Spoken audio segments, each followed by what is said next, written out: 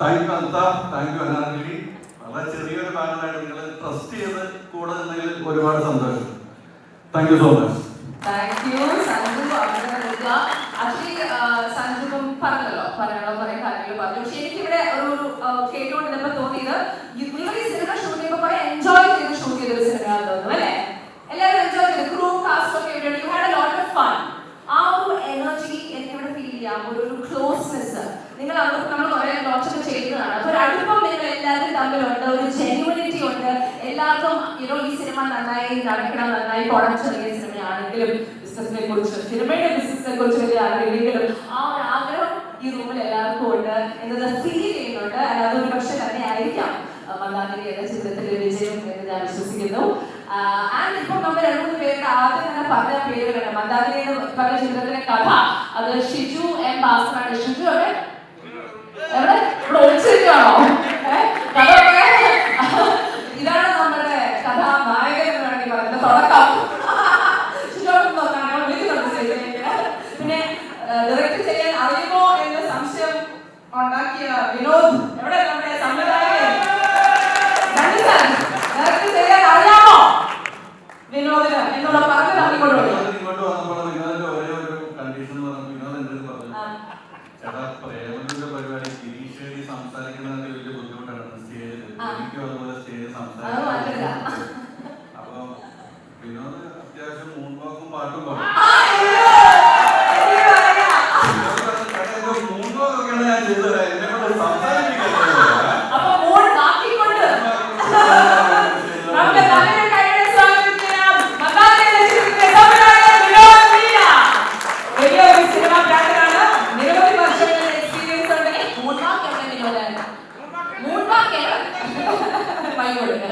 സ്വാഗതം, കൺഗ്രാറ്റുലേഷൻസ്. താങ്കളുടെ മന്ദാകിനി എന്ന ചിത്രം അടുത്ത മാസം റിലീസാണ്.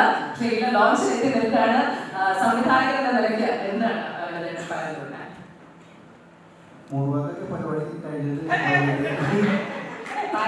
സ്വന്തം പ്രൊഡ്യൂസറാണ്.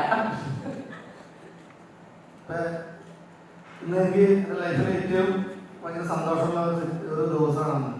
കാര്യം നമ്മൾ സിനിമ സ്വപ്നം കണ്ടിട്ട് അതിൻ്റെ ഒരു ഫിലിം മേക്കർ എഴുതുക, അതിൻ്റെ ഒരു ഭാഗം, അതിൻ്റെ ഒരു നമ്മുടെ ഒരു ആർട്ടിൻ്റെ ഒരു ആദ്യമായിട്ടുള്ള വീഡിയോ കൊണ്ട് ഇന്ന് റിലീസാവാണ്. നാളെ നമ്മളെന്താണെന്നുള്ളത് അറിയാൻ പോകുന്ന ഒരു നിമിഷത്തെ ഇന്ന് റിവീൽ ചെയ്യാൻ പോവാണ്. അപ്പം അതിൻ്റെ ഭയങ്കര സന്തോഷത്തോടെയാണ് ഞാൻ നിൽക്കുന്നത്. ഈ സിനിമ ഇപ്പം രഞ്ജിനി പറഞ്ഞ പോലെ ഇതിൻ്റെ ക്രൂ അത്രയും ഫണ്ണായിട്ട് അത്രയും അടിപൊളിയായിട്ടുള്ള ഒരു ക്രൂ ആണ് നമുക്കുണ്ടായിരുന്നത്. അതുകൊണ്ട് തന്നെ നമ്മൾ നല്ല വളരെ രസകരമായിട്ട് വളരെ സന്തോഷത്തോടു കൂടിയാണ് ഇതിൻ്റെ സിനിമ പൂർത്തീകരിച്ചതും. അത് നമുക്ക് ആ ക്രൂവിൻ്റെ ഒരു യൂണിറ്റി നമുക്ക് സിനിമയുടെ ഔട്ടിൽ നമുക്ക് കിട്ടിയിട്ടുണ്ട്. അതിലെല്ലാവരും ഹാപ്പിയാണ്, സന്തോഷമുണ്ട്. അപ്പം ഇന്ന് ഈ പ്രയോഗം ഈ നമ്മുടെ ഈ അവസരത്തിൽ എനിക്ക് കുറച്ച് നന്ദി പറയാനുണ്ട്. അപ്പൊ ആദ്യമായിട്ട് എനിക്ക് നന്ദി പറയാനുള്ളത് നമ്മുടെ പ്രൊഡ്യൂസർ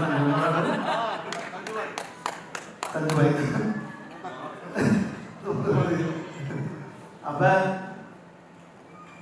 സഞ്ജുവേട്ടൻ നമ്മൾ ഈ സിനിമയോട് സമീപിക്കുമ്പോൾ സഞ്ജുവേട്ടൻ പറഞ്ഞ ഒരു പ്രധാന കാര്യം എന്ന് പറഞ്ഞത് ഇപ്പൊ അതിനൊന്നും എനിക്ക് പറയാനുള്ളത് നമുക്ക് ഇപ്പൊ നമ്മൾ ഒരുപാട് പ്രൊഡ്യൂസർമാരെ കണ്ടിട്ടുണ്ട്, മീറ്റ് ചെയ്തിട്ടുണ്ട്. എനിക്ക് തോന്നുന്നു മലയാള സിനിമയിലെ ഏറ്റവും മികച്ച പ്രൊഡ്യൂസർ ഒരുപക്ഷെ സഞ്ജുവേട്ടനായിരിക്കും. അത് മന്ദാകിനിയുടെ പ്രൊഡ്യൂസർ ആയതുകൊണ്ടല്ല, അത് എന്താണ് അതിൻ്റെ ഒരു നിങ്ങൾക്ക് വരും പ്രൊഡക്ഷൻ്റെ വരും പ്രൊജക്റ്റിലൂടെയൊക്കെ അത് നിങ്ങൾക്ക് മനസ്സിലാവും. കാരണം വെച്ചാൽ ഇപ്പൊ സഞ്ജുവേട്ടനോട് ആദ്യം വീട്ടിൽ സഞ്ജുവേട്ടൻ പറഞ്ഞൊരു കാര്യമാണ്, പിന്നെ സിനിമ എന്നുള്ളത് എനിക്ക് കണ്ടന്റാണ്. ആ കണ്ടന്റ് നല്ല കണ്ടന്റ് ചെയ്യുക എന്നുള്ളതാണ്. ഇതിന്റെ സാമ്പത്തിക വശങ്ങളെ കുറിച്ച് നിങ്ങൾ നോക്കരുത്. ഇതിന്റെ സാമ്പത്തിക ലാഭം ഉണ്ടാക്കുക എന്നുള്ളതല്ല, നല്ല കണ്ടന്റ് നിങ്ങൾ ചെയ്യുക, ആൾക്കാർക്ക് ഇഷ്ടപ്പെടുന്ന രീതിയിൽ ചെയ്യുക. സിനിമ കണ്ട് ആളുകൾ തിയേറ്ററിൽ നിന്ന് ഇറങ്ങുമ്പോൾ അവർ ഹാപ്പി ആയിരിക്കണം. അപ്പം ആ ഒരു വിശ്വാസം എനിക്ക് കാക്കാൻ പറ്റിയിട്ടുണ്ട് എന്നാണ് ഞാൻ കരുതുന്നത്.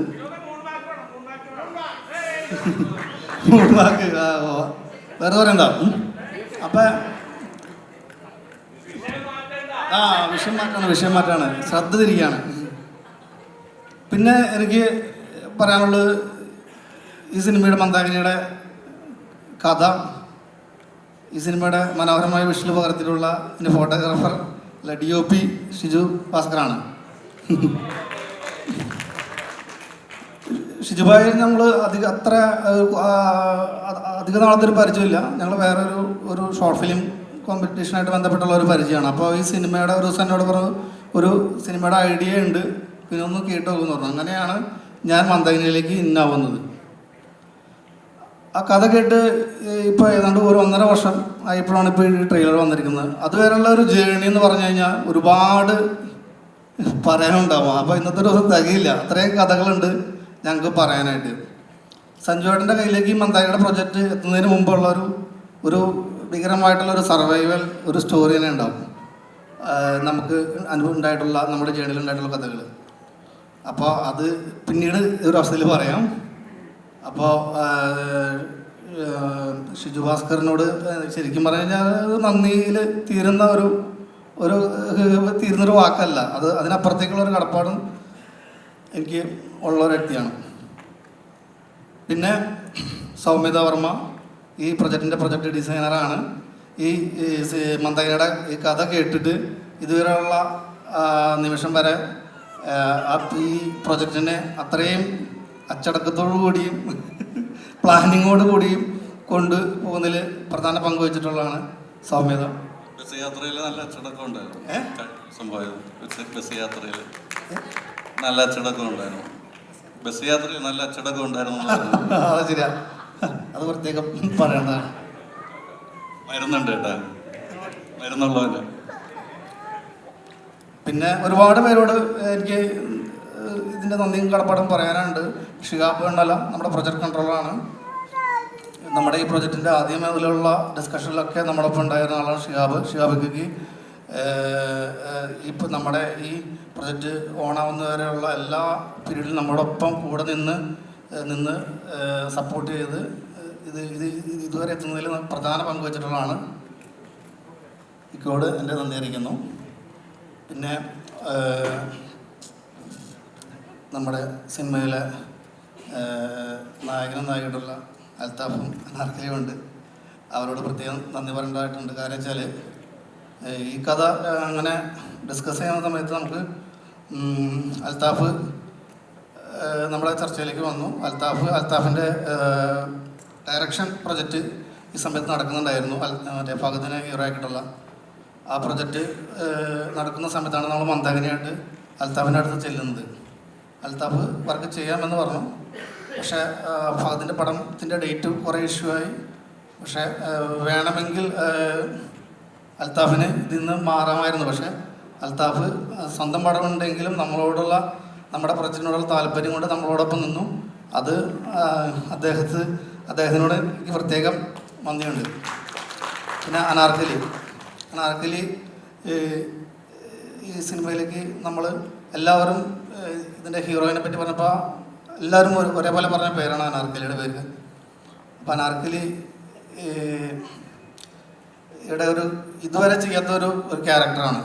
അപ്പോൾ ആ ക്യാരക്ടർ, ആ ഒരു പെർഫോമൻസ്, ആ ട്രാൻസ്ഫോർമേഷനൊക്കെ ഉള്ള അത് റിവീൽ ചെയ്യാൻ പറ്റില്ല നമുക്കിപ്പോൾ. അപ്പോൾ ആ ഒരു ചലഞ്ച് ആ ക്യാരക്ടറുണ്ട്. അത്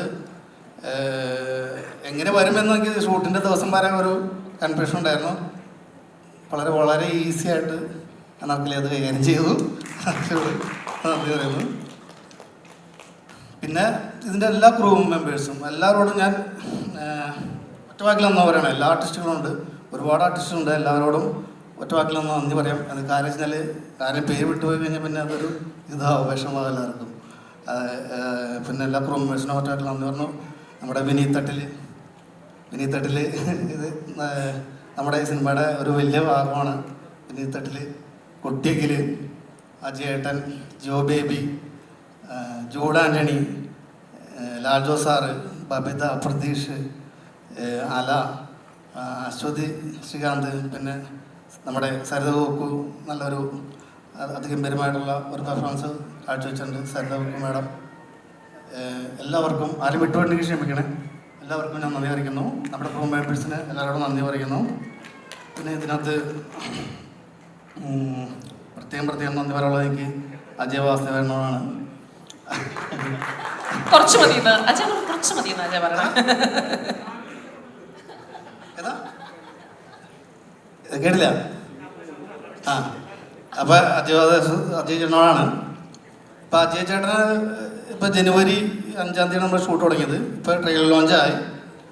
ഈ ഒരു സമയത്ത് അജയ് ചേട്ടൻ ഈ പടത്തിൽ ഇൻവോൾവ് ആയിട്ടുള്ളത് ഒരു സ്വന്തം പടം പോലെയാണ്. അത്രയും ഇൻവോൾവ് ആയിട്ടാണ് അജയ് ചേട്ടൻ നമ്മുടെ കൂടെ നിന്നിട്ടുള്ളത്. എന്താ പറയുക, ആളുടെ പടം ആള് നല്ല ഇപ്പം ഞാനൊക്കെ ആളുടെ ഒരു അസിസ്റ്റൻ്റാകാൻ ആഗ്രഹിച്ച ഒരു ആളാണ്. പക്ഷെ നമുക്ക് ആളിലേക്ക് എത്താനൊന്നും പറ്റില്ല. കോൺടാക്ട് നമ്പർ ഒന്നും നമ്മൾ സിനിമയ്ക്ക് അകത്തുള്ള ആളല്ല, പുറത്തുള്ള ആളാണ്. പക്ഷെ അജയ് ചേട്ടനെ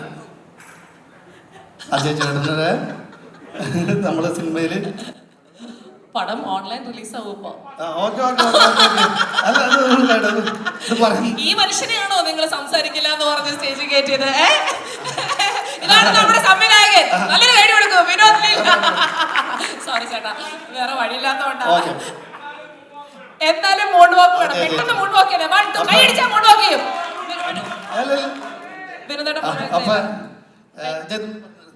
അപ്പൊ അജയനോട് എൻ്റെ പ്രത്യേകം നന്ദി അറിയിക്കുന്നു. പിന്നെ അതുപോലെ തന്നെ എൻ്റെ ഫാമിലി, എൻ്റെ വൈഫ്, എല്ലാവരും ഇതിൻ്റെ ഒരു പാർട്ടായിട്ട് ഉള്ള ആളുകളാണ്. എല്ലാവരോടും മറ്റു വാക്കിൽ നന്ദി പറഞ്ഞുകൊണ്ട് നിർത്തുന്നു. നമസ്കാരം. പ്രൊഡ്യൂസറിന് ഒരു ക്വസ്റ്റ്യൻ ഉണ്ട്. നാട് വിട്ടു പോകണോ?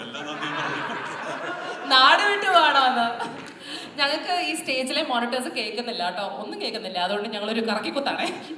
ഓക്കെ, അപ്പം എനിവേ ലൈക്ക് അവിടുന്ന് പറഞ്ഞ പോലെ 12 o'clock 12 മണിക്ക് നമ്മുടെ ഓൺലൈൻ ട്രെയിലർ ലോഞ്ച് ആണ്. ആരാ ഓൺലൈൻ ട്രെയിലർ ലോഞ്ച് ചെയ്യുന്നത്? പൃഥ്വിരാജ്. യെസ്, നമ്മുടെ പ്രിയപ്പെട്ട super star Prithviraj online launch ചെയ്യുന്നതിന് മുമ്പ് നമുക്ക് ഇവിടെ അത് ലൈവായിട്ട് ലോഞ്ച് ചെയ്യാൻ ഒരു ആഗ്രഹമുണ്ട്. സോ ഒരു കാര്യം ചെയ്യാം. Mandakini, directed by Vinod Leela, produced by Sanju Nita Inspire Productions, overseas distribution by Fast Films. അവരുടെ കാസ്റ്റും ക്രൂവും എല്ലാവരും ഇവിടെ തന്നെയുണ്ട്. അപ്പം നിങ്ങളുടെ എല്ലാവരുടെയും മീഡിയയുടെ സാന്നിധ്യത്തിൽ നിങ്ങളുടെ പെർമിഷനോട് കൂടി നമുക്കിതിന്റെ ഒഫീഷ്യൽ ട്രെയിലർ ലോഞ്ച് ഇവിടെ നടത്തിയാലോ? കൈയടിച്ച് മാസാക്കൂ. Yeah, let's do this. Official launch ചെയ്യുന്നതിനായി ഇവർ രണ്ടുപേരുടെ സാന്നിധ്യത്തിൽ, നിങ്ങൾ എല്ലാവരുടെയും സാന്നിധ്യത്തിൽ വേദിയിലേക്ക് I would like to welcome the main cast. ഈ സിനിമയുടെ മുഖ്യ കഥാപാത്രങ്ങൾ അവതരിപ്പിക്കുന്ന I would like to welcome Altaf Salim and Anarkali Marikan. നമ്മുടെ പ്രിയപ്പെട്ട ആരോമൽ ആൻഡ് അമ്പിളി. നല്ലൊരു കൈഡിയോടെ അവരെ സ്വാഗതം ചെയ്യാം. കൈഡിയോടെ. Hi Altaf, hi Anarkali. So ഇങ്ങോട്ട് വന്നോ, ഓടിപ്പോലെ. അൽതാഫ് ആൻഡ് അനാർക്കലിയാണ് മന്ദാകിനി എന്ന ചിത്രത്തിൽ നിങ്ങൾക്ക് കാണാം മുഖ്യ കഥാപാത്രങ്ങളായി വരുന്നത്. സോ ലോഞ്ച് ചെയ്യുന്നതിന് തൊട്ട് മുമ്പ് ഇവർക്ക് മന്ദാകിനി എന്ന സിനിമയെക്കുറിച്ച് എന്തായാലും പറയാനുണ്ടാവും. So Althaf, I request you to please speak a few words. Mic അലർജിയാണ്, ഇന്ന് പറ്റില്ല, സോറി. ഇല്ല, എനിക്ക് ആകെയുള്ളൊരു സഞ്ജുവേട്ടന് കാശ് തിരിച്ചു കിട്ടണം, വിനോദിന് അടുത്ത പടം ചെയ്യാൻ പറ്റണം, അത്രേ ഉള്ളൂ. പിന്നെ അനാർക്കലിനെ ഞാൻ ഹ്യൂമർ പഠിപ്പിച്ചിട്ടുണ്ട്. അങ്ങനത്തെ പടങ്ങളായിരിക്കും ചെയ്യാൻ പോവുക. പിന്നെ വേറെ അങ്ങനെയല്ല, ബാക്കി എല്ലാവരും നന്നായിട്ട് വരട്ടെ. പടം വൃത്തിയായിട്ട് വന്നിട്ടുണ്ടല്ലോ. ഒരു സംവിധായകൻ കൂടെയാണല്ലോ അൽതാഫ്. ബിക്കോസ് ഈ സിനിമയിൽ ഏറ്റവും കൂടുതൽ നടന്മാരെക്കാട്ടും കൂടുതൽ സംവിധായകരാണ്. അതെന്താണെന്ന് എനിക്കൊരു ഐഡിയ ഇല്ല. അതെന്താണ് കാരണം ഞാൻ അവിടുത്തെ ചോദിക്കാം. പക്ഷെ നിങ്ങളുടെ എല്ലാവരുടെയും ഒരു ഇൻപുട്ടും ഒരു സഹായവും ഇതിൽ വന്നിട്ടുണ്ടാവും എന്ന് തോന്നുന്നു. പിന്നെ ഒരു ഔട്ട് ആൻഡ് ഔട്ട് കോമഡി ചിത്രമാണ്, ഫൺ ഹ്യൂമർ ചിത്രമാണ്, അങ്ങനെ തന്നെ പറയില്ലേ അൽതാഫ്? അല്ലേ? പക്ഷെ ഇയാൾ ലൈഫിൽ ഇത്രയും സീരിയസ് ആണോ? എന്താ ഇതിങ്ങനെ? മൈക്ക് പറ, മൈക്ക് അലർജി അങ്ങനെയാണ്, കുറച്ച് അങ്ങനെയാണ്. പക്ഷെ അങ്ങനെ തന്നെ ഇരിക്കട്ടെ. ബിക്കോസ് ഈ വലിയ വലിയ മഹാനടന്മാരും നടിമാരും അങ്ങനെയാണല്ലേ ജീവിതത്തിൽ. ഇങ്ങനെ നമ്മുടെ ജഗതിച്ചേട്ടനൊക്കെ അല്ലേ സ്ക്രീനിൽ വരുമ്പോൾ നമ്മളെ ചിരിപ്പിച്ച് പണ്ടാരടക്കം. Anarkali, so lovely to see you ഈ ഒരു ചിത്രത്തിൽ, ഈ ഒരു പരിവേഷത്തിൽ. എങ്ങനെയുണ്ടായിരുന്നു മന്ദാകിനി എന്ന ചിത്രത്തിന്റെ യാത്ര? And tell me what you feel about it. നല്ല സുലേഖ മനസ്സിന് ശേഷം ഞാൻ ഫുൾ ഇൻവോൾവ് ആയിട്ട് നിന്ന ഒരു സിനിമ ഇതാണ്.